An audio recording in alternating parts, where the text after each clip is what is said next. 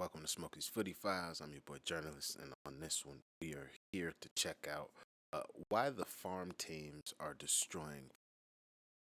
I don't understand this. I'm actually using the farm system as a proposed idea, concept, how the NFL could actually have better talent and actually reduce injuries is by using a farm system.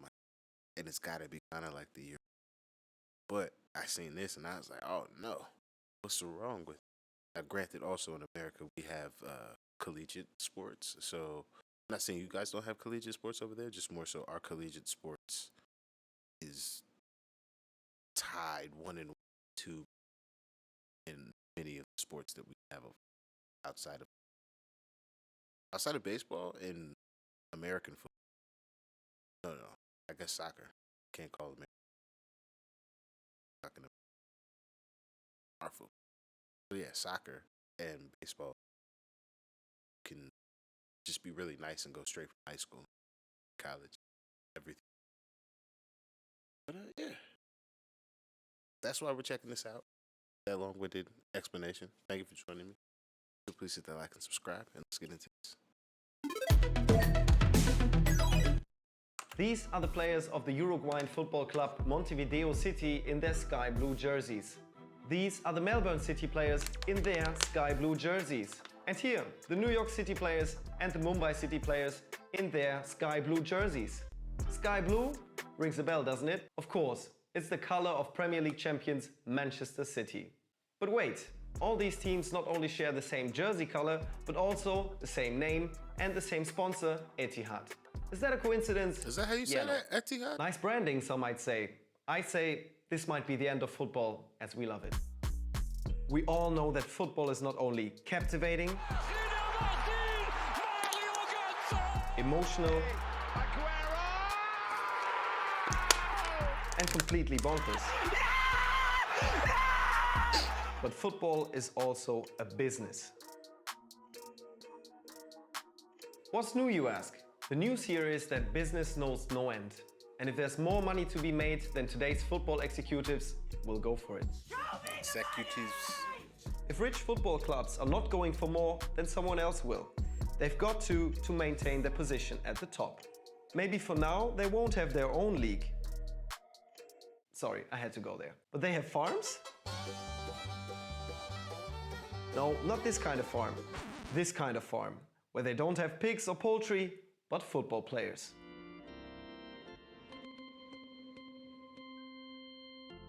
The concept of farm teams as we know it today has its origin in baseball. It was conceived by American baseball manager Branch Rickey at the St. Louis Cardinals during the 1920s. At the time, young talent was fair game. Major league clubs signed them from independent minor league clubs. But Rickey got frustrated that talented players he was interested in were so often snatched up by wealthier rivals. So what did good old Branch Rickey do, you think? He bought a whole set of minor league teams for his Cardinals, allowing them to promote developing players and grow their own talent. During the 1930s, the Cardinals had as many as 40 farm teams. They won 9 National League titles and 6 World Series championships between 1926 and 1946. The New York Yankees would copy the concept to build their own dynasty. Fast forward to today, and farm teams are the norm. Every major league team has affiliate clubs in minor league baseball, and the parent clubs have the exclusive right to sign players from these affiliate clubs. Farm teams aren't just a baseball phenomenon. They also exist in sports such as ice hockey, basketball, and Formula One. But let's talk football again, Really? shall we? Formula One too? There are reasons that speak for a farm team system. Football is one of the biggest cash cows in world sport. Few sports generate as much money. However, clubs usually struggle to make a profit. That's especially true for amateur clubs, where many future professional football players start out. Many clubs even shut down for good. That could change once they become a farm team. Amateur clubs that affiliate themselves with bigger clubs don't have to worry about finances anymore, and they benefit on the pitch by receiving talented youngsters. The young talents, meanwhile, gain valuable experience. The coaches are in constant communication with the parent club's officials and get invited to workshops to further their education. Appears to be a win-win for all, right? It certainly made sense for German club SG Wattenscheid. In 2014, they announced a collaboration with Turkish giants Galatasaray. The club was playing in the 4th tier, and the partnership seemed like a perfect solution to get them back into professional football. The plan was for Galatasaray to send players to Wattenscheid on loan, where they would receive first-team experience. Everyone was expected to profit. Well, Wattenscheid did not succeed in entering professional football again. They even filed for bankruptcy in 2019. It was a nice idea, but it didn't work out. Too far-fetched for you? Let's look at a current example. Earlier this summer, Bundesliga club Wolfsburg entered into a cooperation with Austrian second division side St. Pölten. The best young players from the Wölfe Academy will make the leap into professional football via a loan to the Alpine club. 3 players from Wolfsburg's youth academy have already gone on loan to Pölten this season. The reason? In the last 10 years, besides Maximilian Arnold, no talent has lastingly made the leap to the professional team. Sounds like everyone would benefit from the deal, doesn't it? St. Pölten gets top talents, Wolfsburg gets matured returnees. And the young players get playing time for a professional Austrian team. So there's really no shame in saying, yeah, farm teams can be a good thing and serve a valuable purpose, right? The problem is, it's rarely as simple as you think. The one catch is, Wolfsburg's under-23 team will be sacrificed for the cooperation. The reserve team will be deregistered from the Regionalliga Nord. Wolfsburg sporting director Marcel Schäfer explained, due to the cooperation with St. Pölten and the resulting possibility for our players to develop further in a professional league, a training team no longer makes sense, neither economically nor prospectively. Sounds reasonable, but deregistering your youth team means that a lot of players potentially don't have a job anymore, as do the coaches and the rest of the staff. If the Wolves think that a player won't play for the first team at any given point, would they send them on loan to Pölten or let them train with the first team? No chance. And there is a major point that I haven't addressed yet. Wolfsburg's owner Volkswagen is now also sponsoring St. Pölten. The company logo will be on St. Pölten's kit, and Volkswagen will provide cars for the players and staff. If you ask me, it might actually improve the St. Pölten jersey. Rather than having the local cable provider and the mobile provider and the local bank and an insurance company on their kit. It's one step away from big global corporations owning the sport, isn't it? And if Wolfsburg ever lose interest, they can drop St. Pölten like a hot potato. But there is of course another German-Austrian connection that's drawing way more attention, and I'm sure you guys already know which one I'm talking about.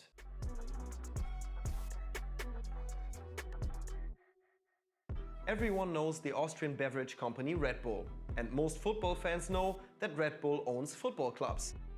Namely RB Leipzig, Red Bull Salzburg, the New York Red Bulls and Red Bull Bragantino. The biggest fish is undoubtedly the Bundesliga team from Leipzig. Since the start of Red Bull's investment in 2009, the company turned a club playing regional football into genuine Bundesliga title contenders. And one could argue that the other 3 Red Bull clubs serve as farm teams for Leipzig. But while New York and Bragantino only rarely exchange players with Leipzig, Salzburg has done so quite often.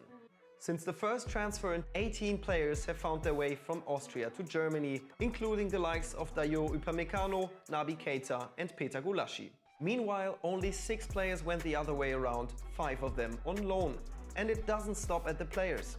Leipzig's new coach Jesse Marsch already coached both New York and Salzburg before joining Leipzig as head coach this summer. And that's not all. Red Bull Salzburg, the New York Red Bulls and Red Bull Bragantino also have their own farm teams, all owned by Red Bull too. FC Liefering, another Salzburg football club, and Red Bull Salzburg have a similar cooperation as St. Pölten and Wolfsburg, aside from the tiny difference that Liefering is owned by Red Bull. If you check out a Bundesliga player who used to play for Red Bull Salzburg, chances are that he also played for Liefering at some point. So in the case of Red Bull's system, it's obvious what's at stake. Salzburg dominate the Austrian league and Leipzig benefit by having direct access to promising stars at arguably low costs. Upsides for these 2 clubs, but downsides for their competitors who don't have a sugar daddy. It's a bit like an independent books with Amazon. And is that really what we want in football? But the most important thing to take away from Red Bull's investment is that success is not necessarily the main aim. It is merely a means to make players more valuable in order to sell them at a high profit. And if you don't have to pay top dollar for some of the biggest talents because they belong to an affiliate club, you'll be doing pretty well. And your opponents are left wanting. Now, the Red Bull system appears to be the best functioning model on the market, but the most aggressive example of a farm team strategy comes from the City Football Group.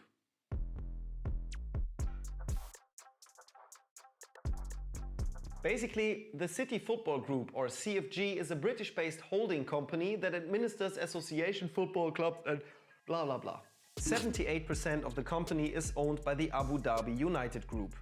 If you want to find out more about this connection, you should watch our episode on sports washing. But let's get back to farm teams. The City Empire contains a number of clubs all over the world. The first club the investment group bought was Manchester City, no surprise here. Since then, 5 clubs have been already fully branded with blue shirts and the same name. Besides Manchester, there is NYFC, Melbourne City FC, Montevideo City FC and Mumbai City FC.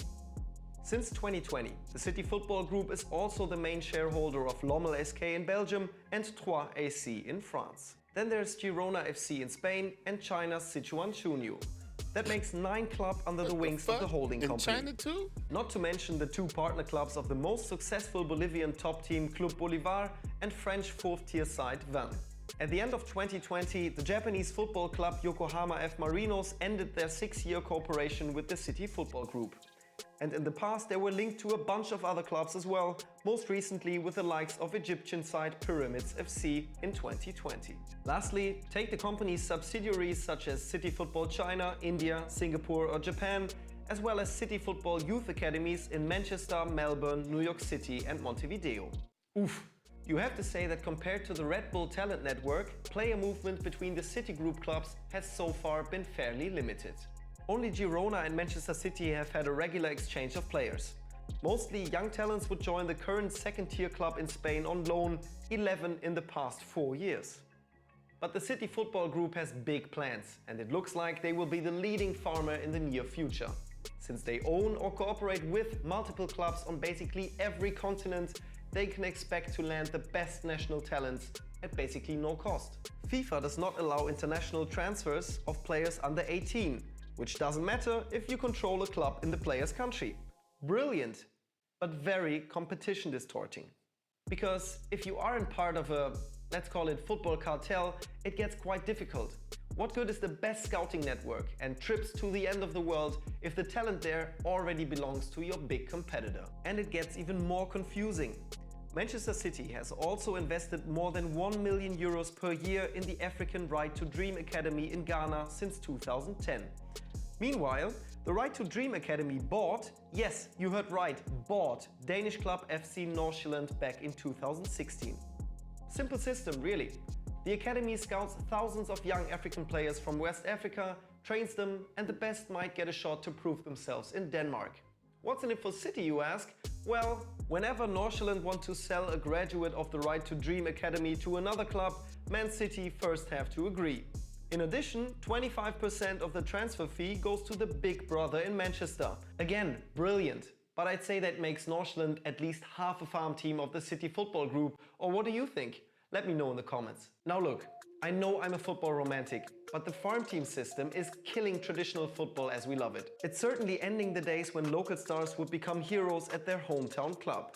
Try to find a player in Leipzig's squad who's from the region. Yeah, there are none. And if you look at City, Phil Foden is hosting a party of 1. I know, it's no surprise to anyone because it's no new development. But the farm team system has definitely put the final nail into the coffin. So let's quickly look into the future. The group that manages to build the best network of clubs will be the winner. Can big clubs afford not to do what Red Bull and the City Football Group are doing?